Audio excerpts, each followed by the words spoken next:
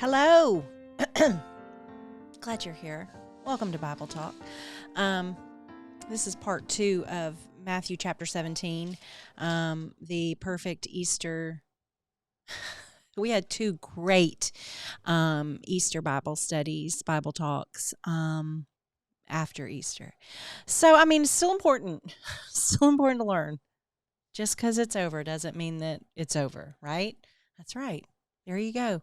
And all of it's about Jesus anyway, right? That's what Matthew's about. All of it's about Jesus. So it's all fitting, right? Okay, so we're going to get back. Last week I probably bored you to tears. I surely did not, because I'm so entertaining, about all the veils and what all that meant. And so Jesus has been transfigured in front of Peter, James, and John on a mountain. He calls them to us. And I want to remind you what transfigure means in the Greek. It means in keeping with your changing form, in keeping with your inner reality. And it's so Christ was resplendent with a divine brightness. And so remember, this is just him becoming more of who he was, or really being all he was. He was Jesus as Jesus, like all caps with an exclamation point. He was fully himself in front of those 3 disciples at that time. And man, it was exciting, because not only, so now we're going to go on. Now we're going to go on and see what else happens in this passage. So Jesus is Jesus, all caps, and his face shone like the sun, and his clothes became as white as the light. And just then there appeared before them Moses and Elijah talking with Jesus. Yeah. What? What did the other 3? Peter, James, and John are experiencing this up on a mountain. Not only have they been singled out, and when Jesus says, hey, come up here, you guys, come up here, come be with me on the mountain, which is where he went. He withdrew to the mountain a lot of times. He withdrew a lot to reflect and to pray and to speak with his Father and to just be, maybe he was just capital Jesus when he withdrew from them, right? Okay. So this is happening. And so here's an interesting thing too. He is speaking with Moses and Elijah like they know each other. Because why? Because they do know each other. Because Jesus is God. They do know each other, and they're speaking together. And Peter, of course, Peter, he's the one. Peter says to Jesus, Lord, it is good for us to be here. If you wish, I will put up 3 shelters, one for you, one for Moses, and one for Elijah. Peter speaks what James and John are surely also thinking, saying, I don't ever want this to end. I want us to just move here. I want to stay here with you in all your glory and your friends, Moses and Elijah. And the other thing is that Peter, they recognized who Moses and Elijah was. And I had to look this up, because I was like, how did they know? It wasn't like they could Google it. Who are these people? Grab their phone and do a quick search. They couldn't do that, right? But it said in the things that was a commentary or somewhere, I don't even remember where I read it, it said that Jewish people would have been very familiar with what Elijah and Moses looked like. Okay, they would have known what he looked like. And there's always been art, of course. But they would have been told, either, passed down, or had seen, drawings and things. So they recognized them immediately as to who they were. Okay. That was interesting to me, because, I kind of know what Google says. Oh, well, we can't really ask Google anymore, can we? What Moses and Elijah look like, because chances are it won't be accurate. Am I right? Okay, because I have a feeling he doesn't look like what is pictured in the children's Bibles. Those all the drawings and the illustrations used in children's churches. I don't know, they may be different now, but they had this Moses and he's wearing red, like a red striped tunic kind of thing, and he's got luscious gray hair. Yeah, I'm pretty sure that's not what he looks like. I could be wrong. That could be exactly him, right? But Peter's having such a great time that he was like, I don't ever want to leave. I want us all to stay here just like this from now until forever. I don't want to go back down, okay? And while he was still speaking, A bright cloud enveloped them, and a voice from the cloud said, "This is my son, whom I love. With him I am well pleased. Listen to him." And that's when the disciples, when they heard this, they fell face down to the ground, terrified.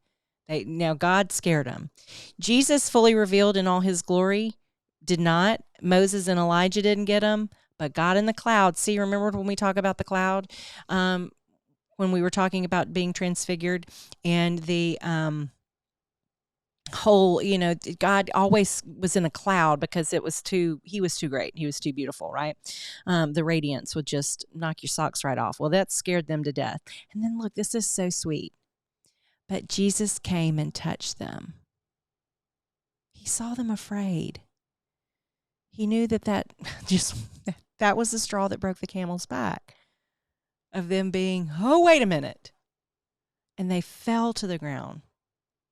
And Jesus came and touched them. "Get up," he said. "Don't be afraid. Don't be afraid. I'm still here." And I wrote this note in my Bible, who knows who said it or when, that said, after the fear, there is always Jesus. Because when he says to get up and don't be afraid, when they looked up, they saw that no one except Jesus. They saw that he was the only one left. And after the fear, that's where he was, okay? And so as they were coming down from the mountain, even though Peter had said he wanted to stay there forever, Jesus was like, "Peter, we can't stay up here forever. We can't do that." And so they were coming down, and Jesus instructed them, "Don't tell anyone what you have seen until the Son of Man has been raised from the dead." The thing is, I don't think, unless Jesus in his godness somehow, kind of put them, maybe put cover, because we know that he can hide things that he doesn't really want put out, right? That he doesn't want people to know yet. For all we know, he could have shaded them a little bit. But here's the thing. I don't know. There had to be something different about Peter, James, and John when they came back down. The others had to be like, "Where have y'all been? You look shiny." I thought, what? You doing something different with your hair? Don't you think that they had to have looked different? I would hope so. Again, Jesus may have said no because they weren't supposed to tell. And I mean, how does Peter of all people, how does he keep that secret? How does he do it? I don't know. And so the disciples asked him, "Why then do the teachers of the law say that Elijah must come first?" And Jesus says to them, he basically says, "Y'all, Elijah has come. And he's going to restore all things. But the thing, Elijah's already been here, and they did not recognize him." You know who he's referring to? John the Baptist. And the disciples get it. Then they realize that he was talking to them about John the Baptist. But he says, they have done to him everything they wished. They've already done that to them. And in the same way, the Son of Man is going to suffer at their hands. So he's telling them again, there's things coming. There's things coming. So the interesting thing to me next that happens in Matthew 17, they've just had this amazing moment. They have seen Jesus as capital Jesus, all caps, exclamation point. They've seen him revealed as who he truly is. They have heard God from a cloud say, "Hey, this is my son. I love him. I'm pleased with him. Do what he says." I mean, maybe that's what kept Peter quiet, right? God from the cloud saying, "I said." Do what he says. And then Jesus says, "Keep this up between us, guys. You can talk about it after I've been raised from the dead." Which they didn't even, that's not the question they asked. They didn't say, "Wait, what? You're being, wait. Okay, you're going to die. You've told us that, but you're going to be raised from, what? When, that's when we can talk about it?" So it's like, never? Or, I don't get it. That's not the question they asked, right? They weren't supposed to talk about it. They've had this moment. Unbelievable. Cool. Fantastic. But then they get down. They're keeping it to themselves. And a man approached Jesus and knelt before him and said, Lord, have mercy on my son. He has seizures and is suffering greatly. He often falls into the fire and into the water. I brought him to your disciples, but they could not heal him. Huh. And Jesus replies, O unbelieving and perverse generation, how long shall I stay with you? How long shall I put up with you? Bring the boy here to me. And so Jesus, rebukes the demon that's in him that's causing this, and immediately the boy is healed. And so then the disciples said, why couldn't we do it? And Jesus replies, because you have so little faith, I tell you the truth. If you have faith as small as a mustard seed, you can say to this mountain, move from here to there, and it will move. Nothing will be impossible for you. And it makes me think of two things. Number one, it reminded me of Nazareth and how Jesus couldn't perform the miracles there because of unbelief, right? Not because he couldn't, but just there wasn't the belief there. And so, I mean, is that, maybe that's a little bit of what the disciples, and he's not fussing at them when he says, oh, you have little faith. How long have I got to put up with you doing this? I'm about to be gone. You got to get it together, buddies. Guys, you got to get this together. I'm about to be gone and you're not going to be able to, unless it was a moment, a teaching moment for them as well. It could be that he was like, I need them to understand that pretty soon I'm not going to be here to help them. They're going to have the faith to do it without me. Oh, man, that's going to be different. I mean, who's to say? I mean, I could be wrong. Oh, well, I know I can't give myself too much credit. But I mean, I would say that, gosh, wouldn't it be, I mean, for us, but see, again, we have the benefit of 2020, everything behind you can get because you've already been there, done that, seen it. We know what happens. We know the whole story. So I would say that, with Jesus, of course, your faith, yeah, this is going to be healed. Here you go. Now, but if I'm not in his presence, will I be able to have the faith to do what I need to do? It's very, very interesting here, isn't it? But maybe he did that so that they could kind of see, and he had this, this real, illustration. See what just happened when you don't have faith? Or maybe it doesn't say who couldn't do it. It said they'd gone back to Galilee. I mean, maybe it was Peter or James or John, and they couldn't do it because they were feeling themselves for have just been on the mountain with capital J, Jesus. Jesus is what I just said. Capital Jesus.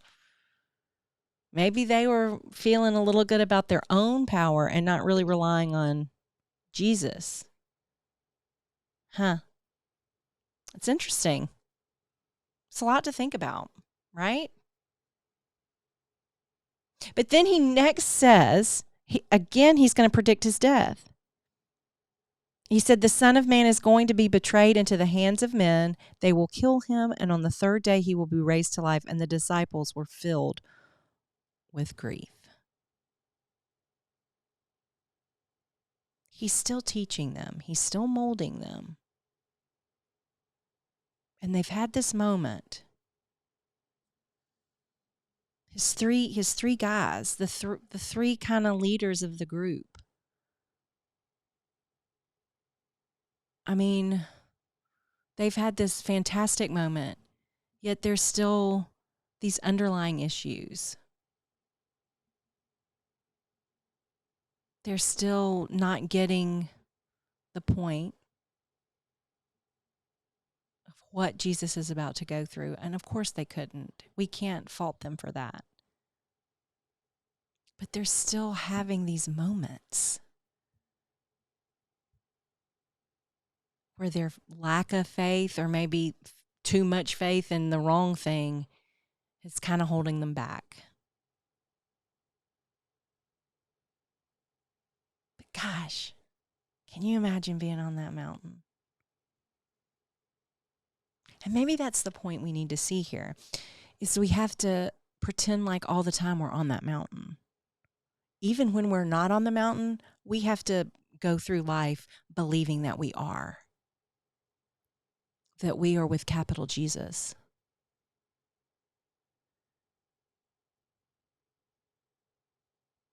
And that gives us the basis of all of our faith. That'll sustain us. And even when we get afraid, even on the mountain they were afraid, even in the midst of capital Jesus and Moses and Elijah, like giants of their whole culture, of their whole upbringing, people that they knew their stories well. Wow. Jesus, they were still afraid in that moment. And Jesus was still there. So we need to carry those mountaintop moments into those moments where we're sad, where we're afraid, where we just mess up and don't have the right kind of faith. Right? Because Jesus loves you.